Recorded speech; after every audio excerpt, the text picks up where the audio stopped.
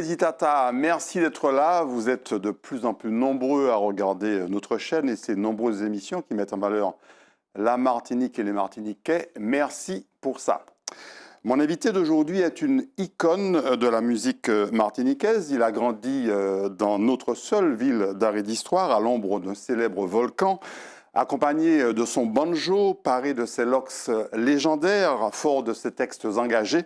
Il a traversé presque 60 ans, en tout cas plus de 50 ans de carrière, avec une légèreté empreinte de créativité. Il est venu nous raconter un parcours hors du commun.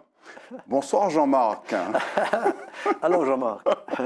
Jean-Marc Mounerville, alias Kali, notre Kali national. Ouais, je vais plutôt dire Kali, alias Jean-Marc Mounerville. Oui, c'est ça. Mais enfin, bon, c'est normal, c'est normal. C'est mon nom, je le porte fièrement aussi. À ne pas confondre avec un autre Kali, hein. Oui, C'est qu'avec un C, toi c'est K. Voilà. Mais il y a plein de Kali dans le monde entier. En Amérique, il y a un mec qui s'appelle Kali, il y en a un autre dans le sud de la France. Ils font de la bonne musique aussi. Et le Kali français, tu l'as déjà rencontré? Une fois, mais il ne m'a pas rencontré. Enfin, c'est pas que c'est moi. Alors, ça fait plus de 50 ans que tu nous fais danser, chanter. Ben, j'essaie, mais enfin, bon, c'est difficile. Le tout, c'est de rester, de durer, c'est ça qui est difficile. Bon, j'ai de la chance, il y a les mélodies. Je ne suis pas en rate de mélodies. Il y a toujours plein de mélodies qui viennent. J'en ai trop, j'ai des paquets de mélodies. Mais c'est de réaliser une musique qui nous identifie et puis qui nous parle en même temps avec les textes qui essaient de montrer des solutions. Voilà. On a compté tout à l'heure, tu as fait pratiquement une quinzaine d'albums. tu nous prépares la Ocalinagos, qui est un nouvel album. Alors l'album, c'est pas Ocalinagos, l'album, c'est Mon Indépendance. Mon Indépendance. Et la chanson single qui est extrait de là va sortir le 12 et elle s'appelle Ocalinagos. C'est un hommage, c'est un hommage à ces peuples amérindiens qui vivaient ici avant. On plonge dans leur univers, bon, tout ça avec une intelligence artificielle. Et bon, les gars qui ont fait ça, c'est les gars de Digital School. Ils sont super, vraiment.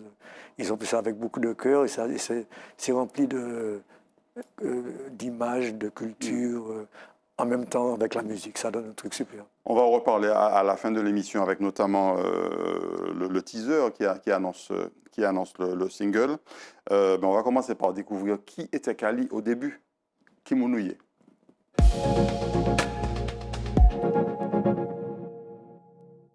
Alors Kali, tu es né dans la seule ville d'art et d'histoire de Martinique, à l'ombre de la géante, l'Apelée, à l'ombre du volcan.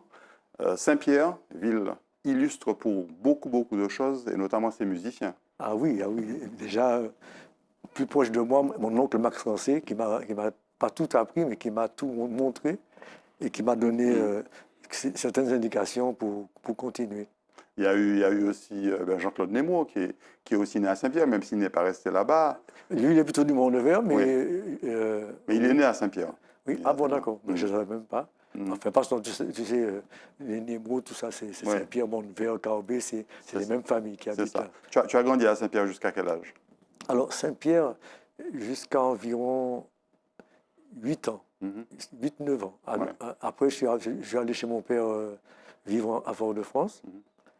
Et là, j'ai intégré le séminaire au collège. J'étais un peu trop petit, mais ils m'ont pris quand même. Et c'est là que j'ai rencontré pas mal d'amis avec qui j'ai continué la musique. Et puis notamment notre cher Paulo Rosine, qui était surveillant au séminaire au collège. Tu as des souvenirs de cette petite enfance à Saint-Pierre? Ah ouais, c'était une ambiance folle. C'est-à-dire qu'on partait le matin de chez nous et on rentrait vers 2 heures l'après-midi, noir avec le soleil. On avait fait les 400 coups sur la plage partout. Et c'était une époque où la musique était aussi présente. Je me souviens, je jouais avec un créole plus facile, mais quand je jouais, et puis un grand homme qui tenait à Joupa, la fête Saint-Pierre, et il avait fait une batterie lui-même avec des pots de cabri et tout ça. Il jouait à la batterie, mais en même temps, il jouait de l'accordéon. Comme il n'avait personne pour jouer à la batterie, moi, je savais faire une biguine. Alors, je venais, je jouais de la biguine, et lui, il jouait de l'accordéon, il était content. Et ma grand-mère venait me chercher. Qu'est-ce que tu fais là? Il est 8 h du soir, tu n'es pas rentré chez toi. Voilà. Alors, tu es né de l'union, on va dire, entre Yvon Monerville, ton papa, et Liliane Rancé, voilà. la sœur de Max. Voilà, voilà. Quelle éducation tu as reçue? Du côté de mon père, quand il était normal. C'est-à-dire? Non, parce que longtemps, il était un peu pris dans le cercle vicieux de l'alcool ici. Mais sinon, c'était un mec très droit et puis très, très sérieux, enfin, qui m'a enseigné les bases même de l'humanité, quoi. Et c'est quelqu'un aussi, ton papa, qui a joué dans plusieurs orchestres, notamment à Paris. Oui, voilà. Alors lui, il jouait aux percussions dans l'African Band. Oui, c'est ça. Et puis en Martinique, il jouait avec les amis, bien sûr, des choses comme ça. Mais tout de suite, il a préféré la photographie. Et il est devenu photographe, le grand photographe qu'on connaît. Et ta maman, Liliane Rancé, forte personnalité. Non, oui, mais en même temps très gentille et très simple, je veux dire. Bon, elle a commencé à travailler très tôt. Elle était enseignante depuis l'âge de 19 ans et elle est restée enseignante jusqu'à 50 et quelques années, quoi. Mais toujours dans l'artistique, faisant les élèves composer des chansons, faisant faire des comédies musicales, des choses comme ça. Alors souvent, j'ai participé à l'élaboration de la bande sonore. Et donc j'ai trouvé ça très, très intéressant.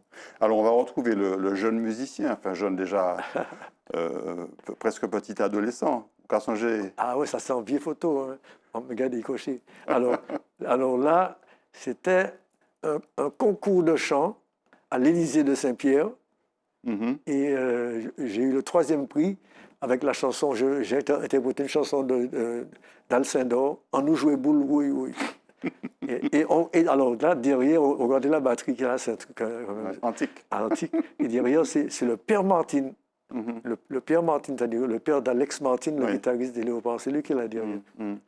Alors, on va revoir une photo tout à l'heure de l'Élysée de Saint-Pierre, mais j'ai percé le mystère de Cali, le surnom Cali. C'est lié à Calimero. Ah oui, belle photo, hein, belle photo. C'est un beau sigle, ça. Ah, tu t'es rappelé tout le long que c'est trop injuste, comme ça. C'est-à-dire, je t'ai raconté tout à l'heure l'histoire du séminaire au collège. Je suis arrivé, j'avais 9 ans, les autres, ils avaient 10-11 ans. Ils étaient beaucoup plus grands, ils me tapaient dessus. Et je disais, mais non, les gars, c'est parce que je suis plus petit. Ça.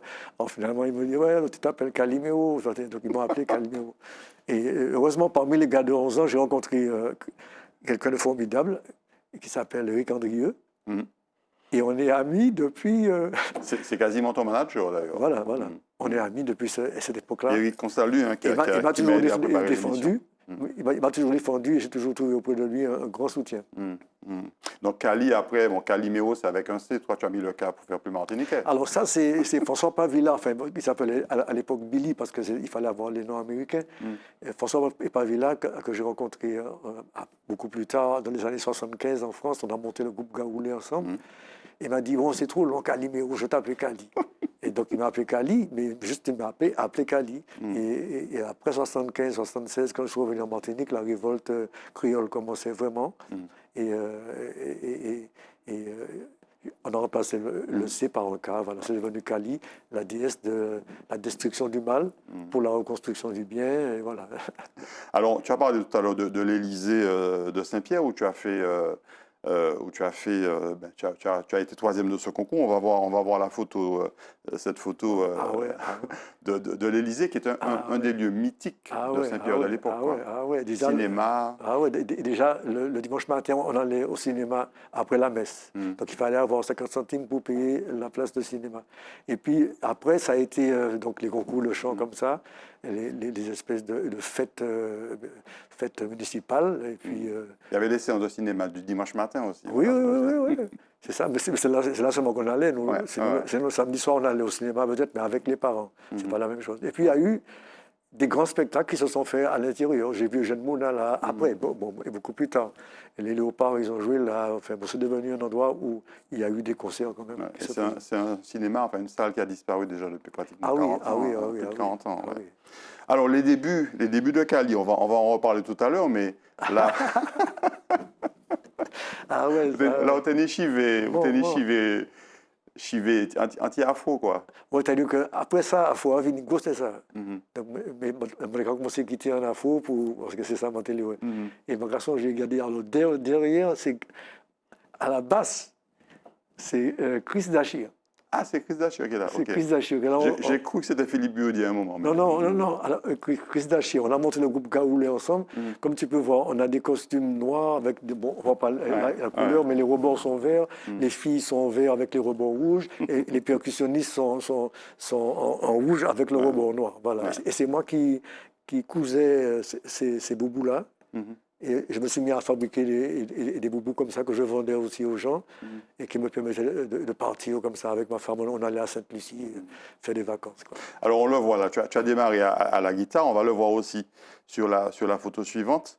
Voilà, là, ça y est, les locks sont remplacés.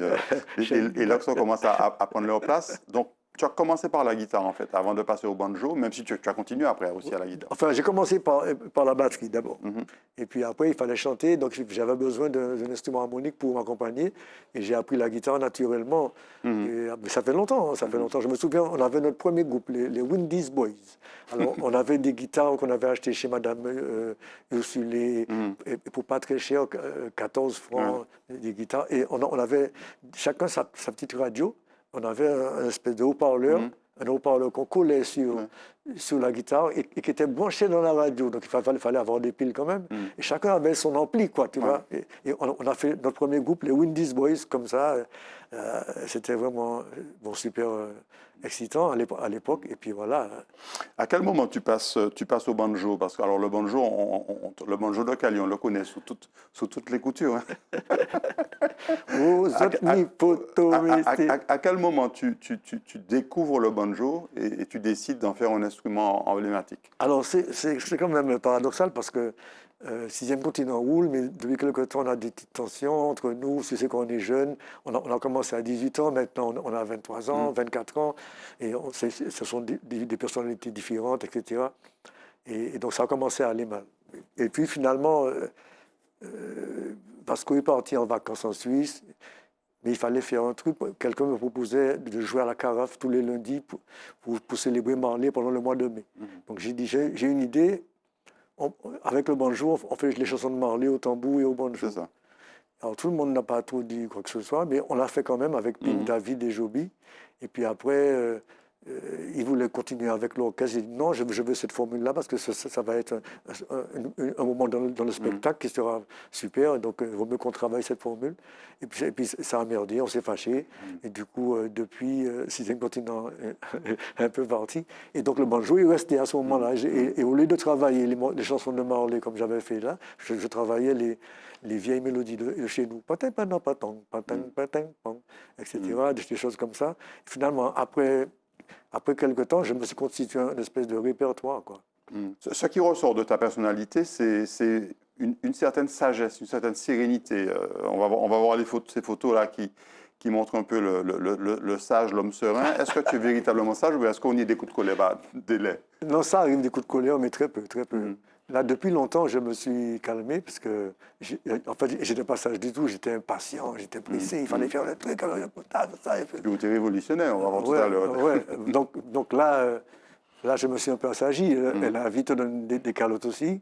Et puis, on rencontre différents personnages avec qui on doit composer, travailler. Il faut faire des efforts sur soi pour continuer. Parce que l'important, c'est le résultat. Alors, on a parlé de ton tonton, Max Rancé, le frère de ta maman. Tu as eu l'honneur d'être à l'inauguration du marché Max Rancé, quand le marché de Saint-Pierre a été dénommé Max Rancé. Qu'est-ce qu'il représente pour toi, Max? Max, c'est un pilier. Hein. Pour moi, c'est un pilier dans tous les sens, dans le personnage.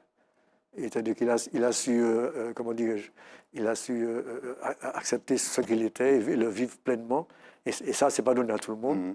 Donc, des fois, peut-être qu'il y a des gens qui ne sont pas contents, mais comme il disait, c'est vrai qu'il n'est pas content, tout fait. Et donc, mais c'était surtout un merveilleux professeur.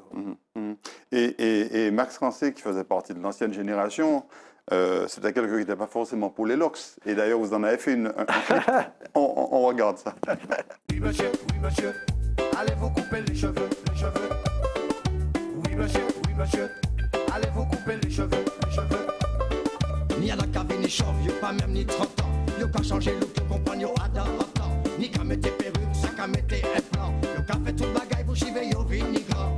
Oui, monsieur, allez vous couper les cheveux, les cheveux. Oui, monsieur, allez vous couper les cheveux, les cheveux. Oui, monsieur, allez couper vos cheveux. Lord have mercy. Oui, monsieur, allez couper vos cheveux. Oui, monsieur, allez couper vos cheveux. Super souvenir avec Jean-Claude Nemo et le tonton Max Rancé, égal à lui-même. Il lui a vraiment coupé les cheveux. Et Max Rancé, c'était quelqu'un d'entier et qui disait ce qu'il pensait et qui n'était pas toujours d'accord avec, on va dire, l'évolution de la jeunesse de l'époque, quoi. J'étais surpris parce que, quoi qu'on en pense, Max, il écoutait tout ce qui était nouveau. Et des fois, avant que nous ayons accepté ce machin nouveau-là, lui, il avait déjà accepté. C'est lui qui m'a fait découvrir Daddy Pline. Il m'a dit, par contre, ça, écoutez ça. Tu vois, et puis il m'a fait écouter ça. Puis, mais il adorait faire des espèces de trucs comme ça. De parodie un peu. Enfin, il avait envie d'être jeune aussi. Voilà. Je précise que c'est extrait du YouTube de Bruno Labonne. On va parler de ta carrière, ton immense carrière. Cali, c'est Martinique.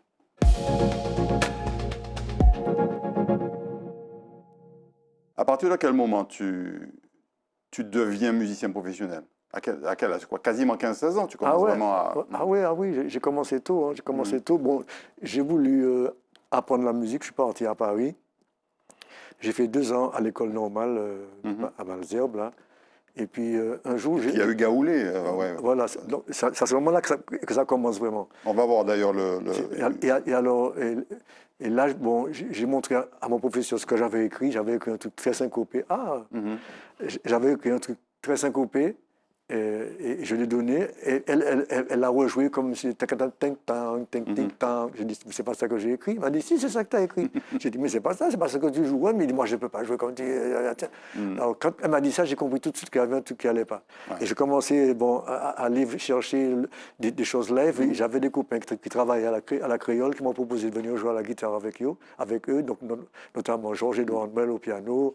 Il y avait un Guadeloupéen qui chantait, tout ça, enfin bref. Et j'ai commencé comme ça, donc on commençait le soir à 11h, on finissait à 6h du matin. C'était un truc assez... Donc en 75, tu as 16 ans, tu es de 59. Il y a Gaoulé, Macandia qui était le titre phare, c'est ça? Oui, le titre phare, Macandia. Mais finalement, il n'est jamais passé. Alors, et là-dessus, par contre, il y avait le premier Racine, la première version de Racine. Ça ne s'appelait pas Racine, ça s'appelait autre chose. Et puis il y avait aussi des essais de begin bien rock, bien la jazz en même temps, tu vois. Bon, il y avait des trucs pas mal. Et puis il y avait Jean-Claude Nemo à l'orgue, que le producteur avait emmené. Mais moi je voulais pas entendre d'orgue dans mon truc, je voulais entendre que des trucs de guitare. À cette époque-là, des tabou combo, ces machins comme ça. Et puis il me dit non, il faut tu mets l'orgue, mais il n'y a pas de disque. J'ai dit ok, ben mets ton orgue, quoi. Et puis finalement, on a mis l'orgue avec Jean-Claude Nemo. Et finalement, aujourd'hui, c'est la seule chose que je réécoute, c'est l'orgue de Jean-Claude Nemo. Alors après ça, bon, il y a eu beaucoup d'autres expériences musicales, mais il y a eu surtout ce dont tous les Martiniquais se souviennent, 6e continent, et le 6e continent caribéen, avec Missy Caraibo, qu'on va entendre tout à l'heure. D'où est venue cette idée, 6e continent? Alors, c'est d'abord... Je parle du nom. Oui, c'est ça. D'abord, c'est une rencontre. C'est une rencontre avec Rémi Bélenchon et moi, par l'intermédiaire de Max Rancé. Rémi Bélenchon, qui est ton auteur officiel, et qui était aussi... On va avoir une photo de lui. Qui était aussi le manager du 6e continent. Alors, on se rencontre comme ça, Rémi, Cali, on a été présenté extérieurement par Max Rancé. Et il fallait jouer l'attitude. Donc il n'y avait plus de place, mais il y avait une place seulement le samedi pour faire un show spécial. Donc je venais le samedi faire un show spécial et les musiciens jouaient le restant du temps. Et puis petit à petit, j'ai intégré le groupe définitivement. Et ça nous a permis de monter ce groupe-là. Et avec Rémi, on cherchait un groupe, un nom, et on trouvait que la Caraïbe, c'était un autre continent. Donc on a appelé ça 6e continent. Ouais. Alors, on va voir ce qui était un peu à l'époque l'annonce du spectacle. Alors, c'est tiré du YouTube de... Alors, j'oublie le nom, ça m'échappe. Mais le groupe martiniquais de Reggae Cali en concert en Angoulême en 84, on va voir tout à l'heure des images. Ça, c'était quelque chose d'assez extraordinaire. Et puis après ça, il y a eu une expérience avec les copains qui sont restés tes vieux frères. Charlie Dameski, Christian Gézoff, Mario Mas. C'était Kumbi Diok. Alex Chonville, il y avait tout le monde. Il y avait, comment il s'appelle, le guitariste Lambert Gallion, qui a été le compositeur de La vie anti-scred. Entre-temps. Mais c'était une bonne époque parce qu'on s'est rencontrés à Paris et il faisait plein de maquettes et moi j'étais bon dans les machines et tout ça. On s'est mis à travailler ensemble. Et puis Charlie avait déjà travaillé avec moi, avec 6e continent. Depuis longtemps, je le connais aussi. Et du coup, il fallait faire un groupe pour faire une tournée. Quoi. On a fait le groupe comme Bitchon. Ouais. Alors il y a eu ce fameux concert d'Angoulême, Cali, où là, on a compris déjà tout l'engagement de Cali et de 6e continent avec le fameux Missé Caraïbo. Missé Caraïbo qu'on regarde et puis on en reparle juste après.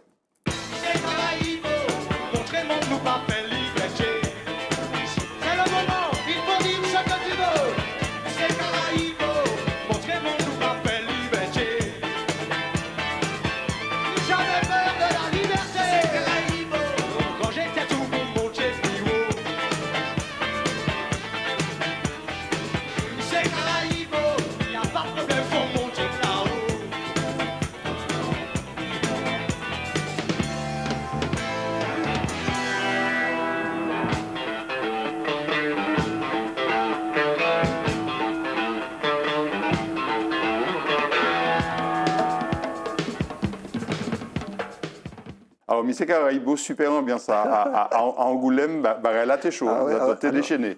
Ah ouais, il y avait aussi une ambiance à Angoulême, c'est un endroit terrible. Il y avait des concerts partout. Il y avait une grande scène, mais il y avait des concerts dans les petits villages d'à côté. Donc on a fait environ 6 ou 7 concerts. Et je me souviens qu'on venait de signer chez CBS et ils avaient remanié Missé Caraïbo. On avait dû changer un petit peu notre façon de jouer. Et c'était vraiment quand même assez formidable, quoi. C'était formidable. Et les gens aimaient beaucoup ce qu'on représentait, c'est-à-dire des espèces de rebelles, on ne sait pas trop d'où ils viennent et tout ça. Musique, on va revoir d'autres extraits d'ailleurs de ce concert tout à l'heure. Et puis après arrive la grande séquence Racine. On voit là les Racines 1 et 2. Qu'est-ce qui alors, est-ce que les Racines, on sait on va entendre tout à l'heure le titre en live. Les Racines, ce sont à la fois tes racines terriennes, tes racines martiniquaises, et puis c'est Timon Lox là aussi, parce que c'est... Oui, c'est tout le bail là. Oui, parce que c'est les racines de l'esprit, les racines de la terre. Et puis, bon, ce qu'on est, quoi, ce qu'on est. Et puis le banjo, c'est pas moi, c'est le banjo, quoi. Tu as une sonorité, dès que tu joues 2 notes, il y a un truc qui se passe, il y a une ambiance qui vient, et c'est ça qui est venu. Et donc, du coup, je tenais à rendre hommage à toutes ces musiques qui avaient un peu disparu, mais qui étaient parties dans un autre style, et puis donner un peu plus de rigueur. Mais enfin, bon, il a confirmé mieux que moi, certainement, mais à cette époque-là, jouer sans batterie, avec un tibois et des tambours, une basse et un banjo, c'était déjà assez magique. Et ça s'est fait comme ça, de façon magique. On a été dans une Swiss party chez Jean-Michel Moyello, pardon. Et puis, on a fait un bœuf avec Tintin la Plume et Philippe Joseph. On a joué Monesson de Saint-Pierre, ça a duré 30 minutes. Tout le monde était comme ça dans la pièce. Et c'est là que Jean-Michel m'a dit, fais-moi un album comme ça. Je lui ai dit, c'est déjà prêt. Et on va voir un extrait de Racine en live, c'était sur Martinique Première, et puis également de Freedom Morning.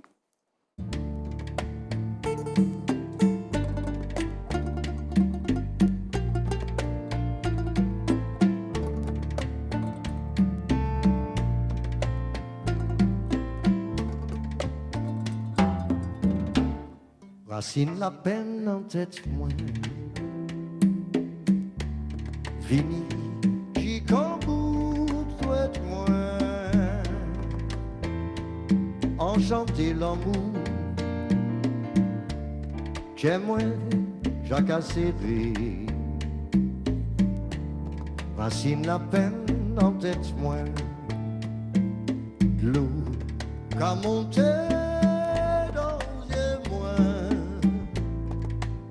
Enchanté l'amour Vini en bout douette moi S'il faut moins chanter Plairer en plairer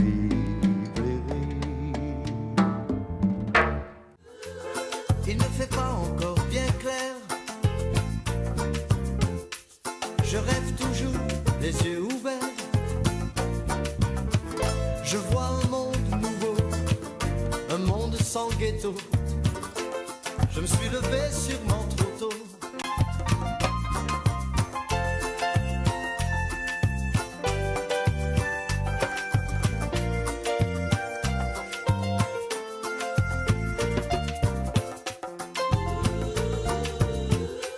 Quand on a chanté, fini l'espoir. Adieu les rêves. Bonjour, cauchemar, le mépris, les mensonges construisent ma prison. Ma liberté n'est qu'une illusion. Freedom morning, le soleil s'est levé. Freedom morning, pour tous les prisonniers. Freedom morning, délivre toi-même, de toi. Voilà, deux extraits des deux premiers albums Racine. Racine, le titre éponyme, et puis Freedom Morning. Et il y a eu une tournée après le Racine 2. On retrouve un peu les mêmes, hein. Charlie Labinski, Pipo Biudi. Ah oui, il y a Georges-Édouard Noël. Waouh. T'as changé ça? Ça, c'est où? C'est en Afrique, ça. Alors, je ne me souviens pas précisément, il me semble que ça devait être... Ça, c'est en Afrique, ça. Ah ouais. Avec Ambroise Vundi à la console. On a passé de bons moments là. Je crois que c'est au Congo, ça. Il y a eu aussi un album qui a beaucoup... Alors, entre les différents Racines, il y a un album, un single qui a très bien fonctionné, c'est l'histoire du Zouk. Où tu revisitais un peu toute notre histoire musicale. On va regarder un extrait et puis on en parle juste après. C'était le temps où la radio ne jouait que du tango. Alors les jeunes s'arrachaient des premiers disques antillais. Et l'histoire du zouk commençait. Emmanuel Wosé Jadea, Emmanuel Wosé Jadea. Fokte weki monye ite kage di tiyo la pou man Wosé Jadea e la. Monsieur Wowo, piche tineo. Léopa, léopa, léopa. Léopa quand même. Monsieur Wowo, piche tineo. Il y avait au fond en musique les ricots venus d'Afrique, les léopards de Martinique, les orchestres se défiaient. Et le public se déchaînait. Timothée, Timothée, pas fait la fête et puis moins. Timothée, Timothée, oui, pas fait la fête et puis moins. Coco, aïe, Coco, Félix, Coco, tout ça mêlé, Coco. Partout dans l'île, la fièvre du zouk se répandait. Sur la piste, les danseurs collés serrés. Dans les clubs, les palaces, les tout fait yen. La tabasseront fait jusqu'au matin. Voilà, l'histoire du zouk, j'ai apprécié les danseurs qu'on les serrait. T'as été bon, on retrouve tes compagnons historiques, hein, Charlie Daminski, José Zebina et d'autres. Et puis c'était un des premiers clips de l'époque, et très bien fait d'ailleurs. Tout le monde a joué le jeu, comme tu disais. Ouais, non, c'était bien. C'était dans la salle d'ICV. J'avais été chercher toutes les feuilles de coco qui sont là. C'est moi qui ai été chercher ça avec un ami qui s'appelle Géru du Mont Rouge. Et on a fait 4-5 voyages de feuilles de coco pour donner l'ambiance de la palmeraie ou bien de la cocoterie, tu sais, les gens de salle comme ça. Alors l'album Racine Toi est un peu particulier, c'est un Racine Noël. Oui. Et alors il y a plusieurs très, très bons titres, hein. On voit là effectivement les Racines 3 et Racine 4. Et on va écouter un extrait parce que bon, on chante Noël quand même Oui. si pas tellement pratiquant. Oui, non, mais c'est-à-dire que justement, quand tu parlais de mon enfance à Saint-Pierre, la ribote, c'était un truc traditionnel. Donc j'ai appris tous les cantiques que je ne les connaissais pas encore. Tu connaissais bien Allez mon voisin. Allez mon voisin, allez.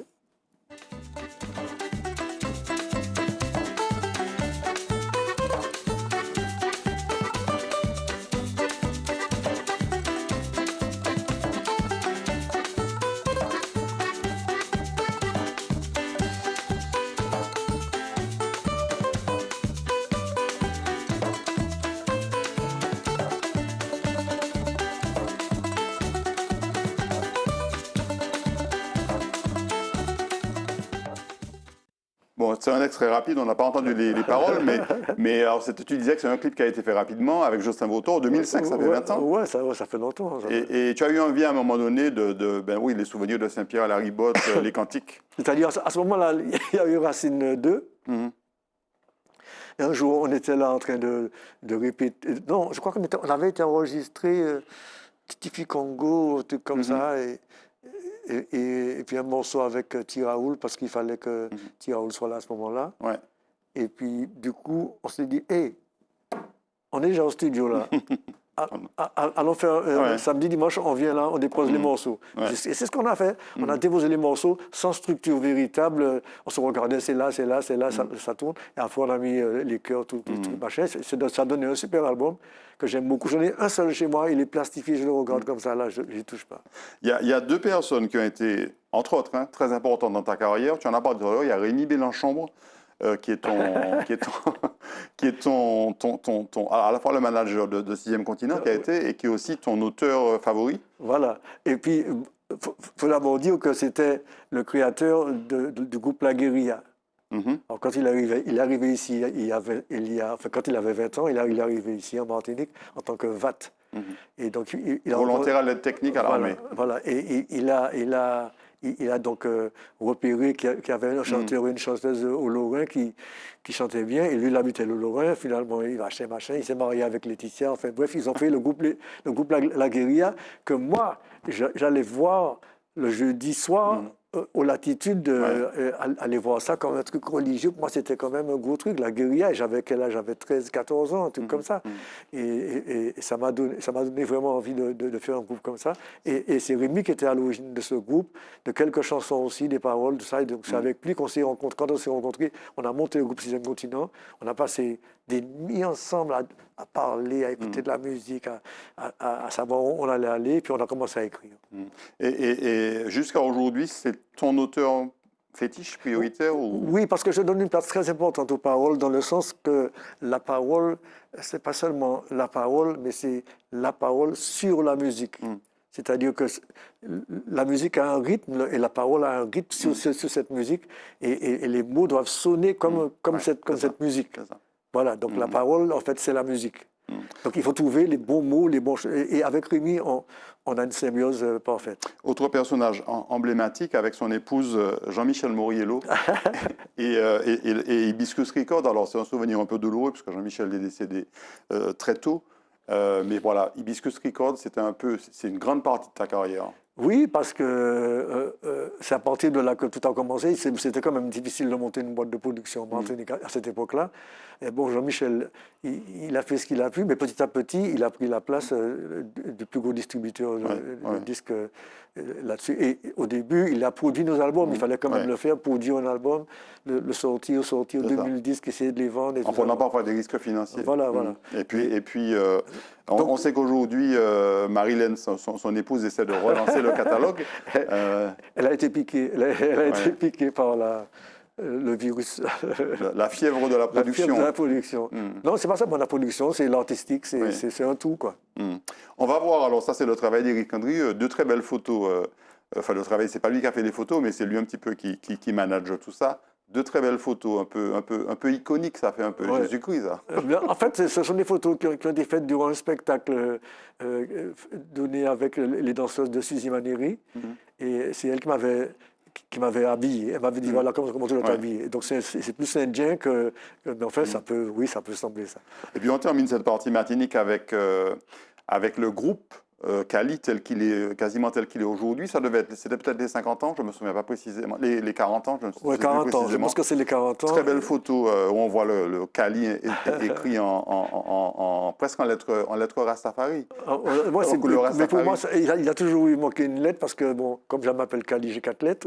Donc quand je faisais rouge, vert, jaune, je ne pouvais pas remettre du vert, je ne pouvais pas remettre du jaune. Et donc c'était le bleu, le bleu des dom-toms. On termine avec la rubrique politique, on va parler de tes engagements et nous savons que vous faites des paroles là qui fait mon soukoué.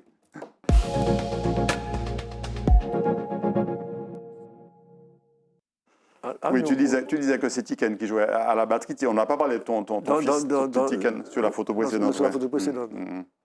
On va commencer. Alors, je disais, tu as toujours été un chanteur engagé, révolutionnaire très tôt, on peut le dire comme ça. Oui. Et il y a une chanson, alors je ne me souviens pas du titre, on va la regarder, puis tu vas nous dire c'est qui titre. C'était le fameux concert d'Angoulême. Suis-je un chanteur exotique, perdu dans les dépliants touristiques?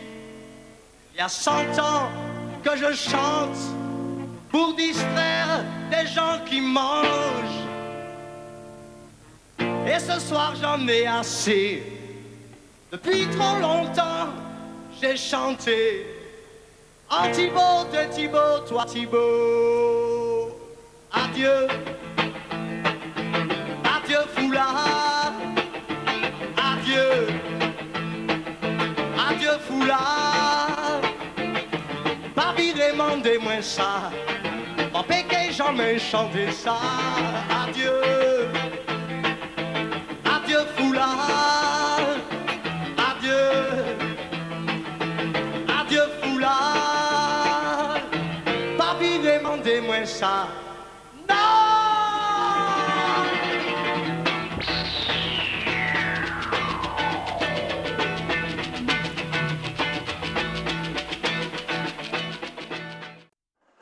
Concert à Angoulême en 1984. Où tu es anti-le Che Guevara, là. Hein? Le Che. Alors, on n'a pas parlé tout à l'heure de cette fameuse tenue. On a cru que tu étais en bleu, blanc, rouge, mais en fait, ce sont les drapeaux impérialistes que vous déchirez, quoi. Non, ils ont été déchirés, je les ai pris pour faire une tenue. Voilà. Enfin, ça, c'est encore une idée à Rémi. Et donc devant, il y a la Grande-Bretagne, la France, les États-Unis. Derrière, je crois qu'il y avait un bout de la Russie aussi. Ouais. Et cette chanson, alors c'est Adieu Foulard, effectivement. Le titre, c'est une parodie, en fait, où tu dis, il y en a marre des chansons un peu exotiques, un peu pour les danseurs de la République, entre guillemets. et clairement, on dit, ou pas envie de chanter ça encore. Oui, mais c'est bizarre parce que cette chanson, elle a tellement d'années, elle est d'époque, quoi. Ouais, absolument. Tu pourrais redire la même chose maintenant. Alors, autre chanson très, très forte en termes d'engagement, c'est Il à vendre, où tu parlais un petit peu, entre autres, des révolutionnaires, fonctionnaires, etc., où tu disais finalement que la Martinique aujourd'hui était à la portée de ceux qui étaient pas prêts à en payer le prix. C'était un single, Il à vendre, ou un album? C'était un single. Et il y avait dessus, il y avait une chanson qui s'appelait Vaval Brûlé, qui n'est pas passé beaucoup en radio, mais qui est une très belle chanson aussi. Et il y avait le premier Tifi Congo qui s'appelait La Camerounaise. Alors bon, revenons à notre histoire. On va regarder d'abord l'extrait de Il à vendre et puis on en reparle juste après. Ladies and gentlemen, en voiture et long Michigan, prenez place, welcome in our Caribbean paradise. La visite de l'île commence.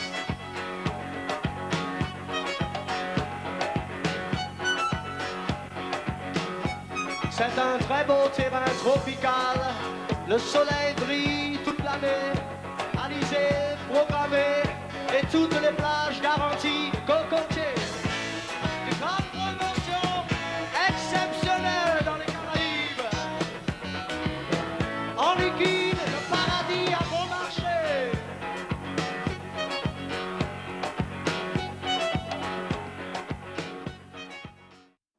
Donc des chansons très engagées, et là, ça a dit, c'est que bon, la Martinique, quelque part, ça nous rappelle un peu la chandelle de Jeune Mona, ça t'a prostitué quelque part. Ouais. Non, mais c'est-à-dire que on prenait plaisir à rigoler et à faire des mots, des trucs comme ça, mais c'était vraiment très prophétique sans qu'on le sache, parce que regarde, c'est Vasco qui a fait la pochette, qui a dessiné la pochette, on lui a demandé de faire un truc un peu comme ça. Et il a vu dans sa tête, il a vu la Martinique comme ça, et il a dessiné, et aujourd'hui, la tour, elle est là, il ne manque plus que la première dessus.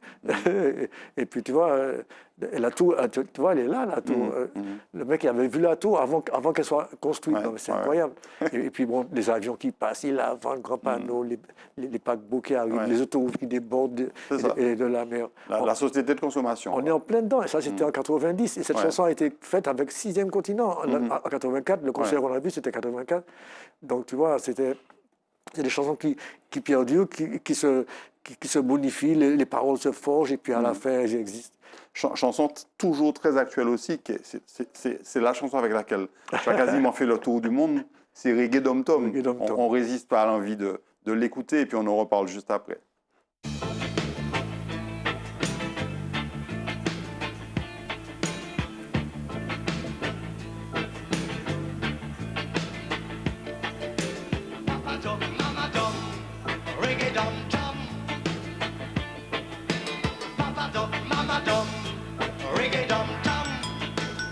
Comme une malédiction, reggae dum dum, papa dum, mama dum, reggae dum dum. Je suis vraiment d'une race très spéciale. Je suis un nègre départemental, passionné par le style colonial. Moi, la liberté, je m'en fous, papa. Papa dum, mama dum, reggae dum dum. Papa dum, mama dum, reggae dum dum. Voilà, c'est le dernier extrait de ce fameux concert. C'était vraiment un concert. Il faut vraiment qu'on repasse ce concert en entier parce qu'il est extraordinaire. Ce concert d'Angoulême en 1984, 6e continent, et puis avec toutes les chansons qui ont fait quelque part l'histoire de Cali. Voilà. Non, mais ça commence déjà là. On n'a pas joué Monter la rivière là parce qu'on l'avait pas trouvé. On a essayé, on a répété, mais on l'a pas trouvé. On a dit bon, on verra ça après. Par contre, il y a eu Monter la rivière, 1992, l'Eurovision. Voilà. Qu'est-ce qui t'a convaincu de participer à l'Eurovision? Parce que ce n'est pas forcément dans ta mentalité. Alors, je rigole parce de représenter la France. Je rigole parce que, en fait, on ne m'a pas convaincu de participer à l'Eurovision. Je ne voulais pas participer à l'Eurovision. Et à ce moment-là, mes managers et producteurs, ils ont dit non, on va vendre du disque, il faut passer à l'Eurovision, machin. Donc, ils ont annulé ma tournée à La Réunion, le 4 dates que je voulais faire depuis longtemps, pour aller là-bas. Et déjà, depuis avant, je n'avais pas envie d'aller. Alors, ils m'ont dit, bon, l'année prochaine, j'ai gagné les Vancovision en 91. Ils m'ont dit, l'année prochaine, tu vas aller à l'Eurovision. Je dis, pas de problème. Et puis, ils m'ont dit, il faut venir avec le titre Racine. Mais le règlement du concours précisait que la chanson devait être sortie depuis moins d'un mois. Donc Racine était impossible, on se serait fait disqualifier. Ils m'ont dit, mais fais une chanson comme Racine. J'ai dit, ah non, c'est pas possible, on ne peut pas faire une chanson comme Racine. Alors je me suis dit, je fais une chanson, ils vont dire non. Et on a fait Monter la rivière, et ils ont dit oui. Voilà. On regarde l'extrait, c'était 1992 à l'Eurovision.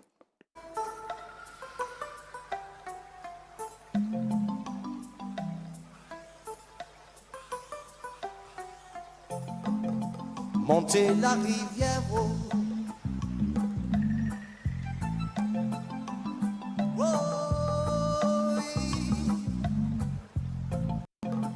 entre les roches et les racines, un jour tu verras la source de la rivière, monter la rivière. Oh. Ouvrez les oreilles, faut qu'apprendre goûter bruit de l'eau, il est toujours montré où là pour continuer. Continuer. Oui, bébé, pas, vous péquez jamais un souhait.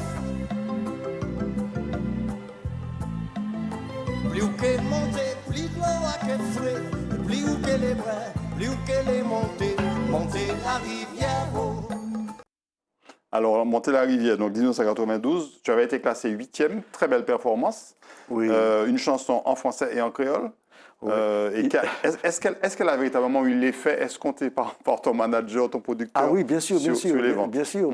Bon, déjà, là, il ne disait pas que c'était du créole, il disait que c'était du français mélangé. Alors, donc, il y a eu quand même 27 pays qui ont diffusé la chanson, qui ont traduit les paroles. On avait un dossier avec les paroles traduites. C'était quand même formidable de voir tous ces gens qui allaient voir notre chanson et comprendre ce qu'on était en train de dire. Et donc, finalement, du coup, j'étais un peu vexe, mais à la fin, ça a ramené plein de concerts. On a vendu plein de disques de cet album Roots, qui était produit par Polygram. Et on a vendu plein de disques de cet album. Donc, du coup, c'était bénéfique. Mais après, je suis retourné à La Réunion, mais pas avec mon groupe. Je suis retourné avec une équipe de musiciens, de chanteurs. Mais je ne suis pas revenu encore avec mon groupe. Alors, il y a un album, quelque temps après ça, que tu as beaucoup aimé, mais qui n'a pas vraiment marché. C'est L'Éveil. Oui. On était plutôt sur... alors, il y avait aussi un message. Hein. D'ailleurs, on va écouter un extrait. On voit que tu parles en fait de l'éveil des anciennes colonies, quelque part. L'éveil de la tête aussi, l'éveil dans la tête, quoi. On regarde.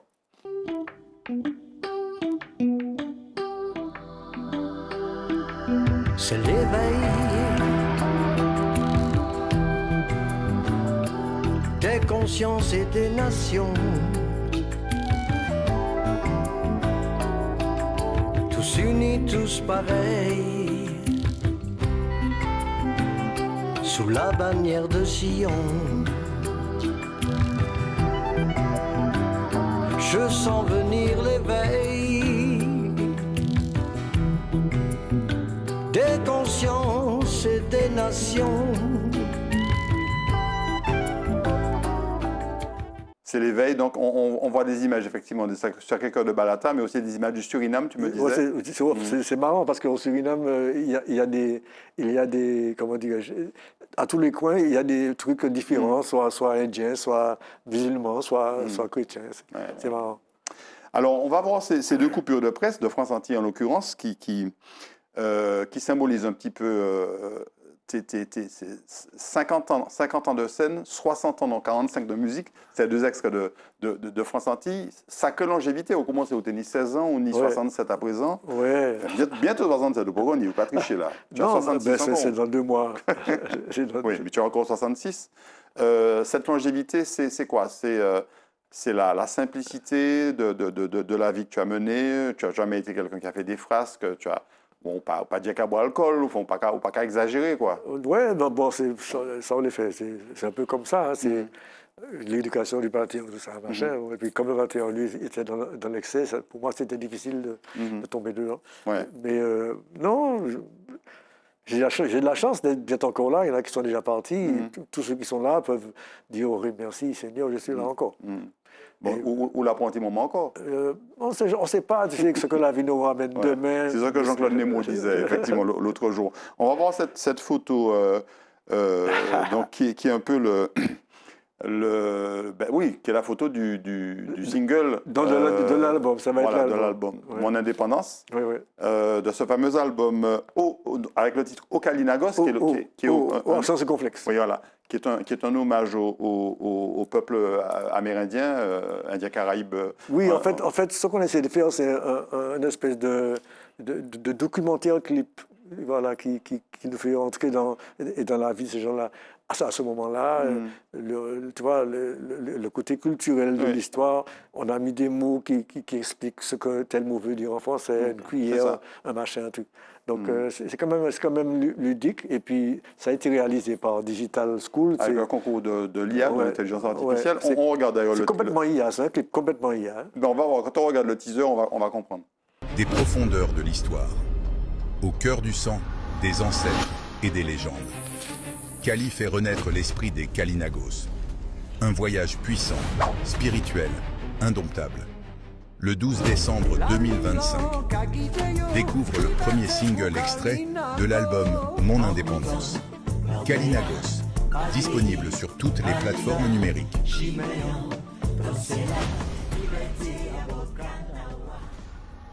Donc tu l'as dit, Kali, sorti le 12, donc oui. dans 2 jours, enfin pour ceux qui verront l'émission, première diffusion le mercredi, dans 3 jours, donc le 12.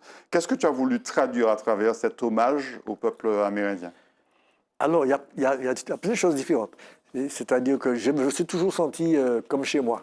Quand j'allais dans les tribus, j'ai vécu un petit moment vers 80, enfin en 2000, j'ai vécu un petit moment en Guyane, et j'ai eu la chance de remonter en loin dans les fleuves, passer des sauts, arriver dans des endroits où il y avait des petits garçons qui m'attendaient parce que je devais leur chanter des chansons. On sentait qu'ils avaient plus de choses à nous apprendre que nous, on avait à leur apprendre. Mais c'était merveilleux. Et donc, il y a des mélodies un peu guyanaises qui sont passées dans ma tête. Nanae, nanao. Et finalement, c'est devenu autre chose. C'est devenu Pagaye, Kalina. Tu vois, c'est devenu autre chose. Mais cette chanson a été d'ailleurs la chanson phare de la troupe de théâtre avec laquelle j'étais parti. Et c'était elle qui faisait la musique de base de la pièce. Donc sorti le 12, vendredi 12, je crois, hein, c'est ça. On va l'entendre partout. Et puis les premiers spectacles autour du mois de mars. Ah ben j'espère. De toute façon, on va faire des petits concerts tout petits, comme ça, à droite à gauche, mais les grands concerts avec le gros groupe comme ça, c'est toujours un peu difficile. Donc on va se préparer, et puis on attend la sortie de l'album. Merci beaucoup, Kali. Ah, c'est moi qui te remercie. Mon cher Jean-Marc. Ça va vite, hein, oui, ça va très vite. Bon, nous reconnaissons, parce que tu as encore plein de choses à nous raconter et à nous chanter. Voilà. Merci beaucoup à vous de nous avoir suivis. On se retrouve très prochainement sur cette antenne. Bonne soirée, bonne journée.